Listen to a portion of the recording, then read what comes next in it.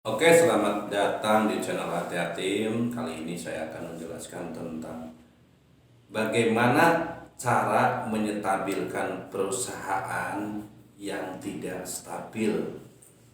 Baik itu perusahaan yang ngontrak usahanya ataupun yang punya pribadi.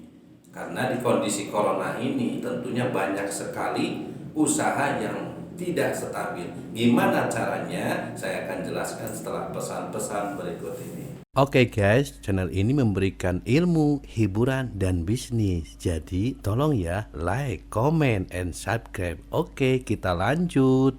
Menurut pengamatan pribadi saya, usaha tidak stabil diantaranya itu yang pertama itu karena kekurangan modal. Itu banyak orang tuh kurang modal. Seandainya saya modalnya banyak, itu merasa mereka tuh tidak stabil, apalagi saingan-saingan di sampingnya itu modalnya banyak, pembelinya beralih ke samping kita nggak bisa melejit. Kenapa? Kita kekurangan modal. Nah, disitulah kita merasa tidak stabil dan nantinya tuh pasti nggak stabil. Karena apa? Karena mereka itu langsung meminjam uang.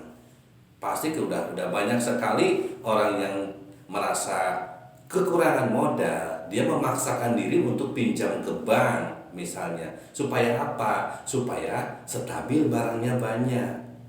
Padahal di situ itu justru nilai minus itu sudah muncul. Sebenarnya modal kecil itu Anda jangan merasa itu tidak stabil.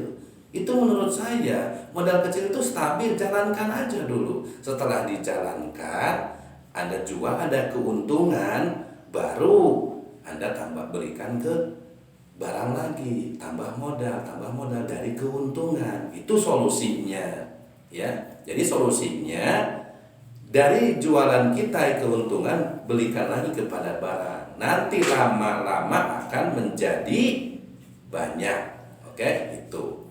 Yang kedua, menurut pengamatan saya, usaha atau perusahaan tidak stabil itu karena kekurangan pegawai biasanya. Itu diantaranya. Usaha rame, pegawainya kurang, yang akhirnya dia kecapean, yang akhirnya tutup, sakit, tidak stabil. Nah, supaya solusinya gimana caranya stabil, kita harus tambah pegawai secukupnya.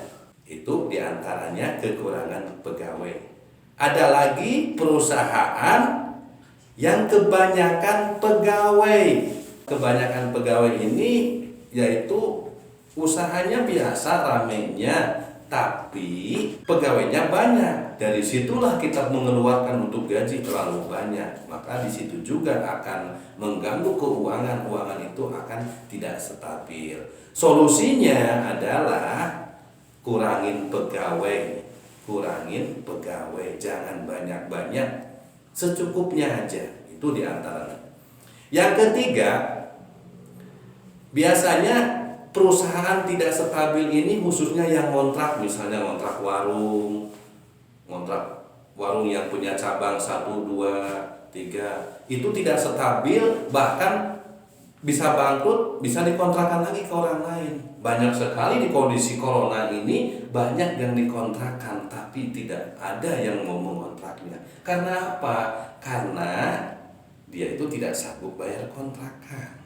Karena dia tidak punya uang untuk bayar kontrakannya. Dia mungkin tidak mencicil kontrakannya.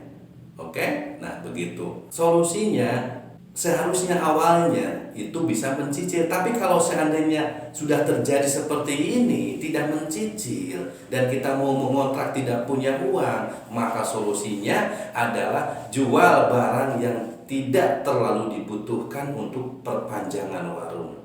Apapun itu bentuknya, yang penting warung bisa berjalan.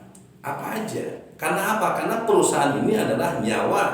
Perusahaan ini adalah sumber kehidupan kita. Perusahaan ini yang bakal bisa memenuhi kebutuhan kita, makan, minum, dan lain sebagainya. Itu dari sumbernya dari perusahaan.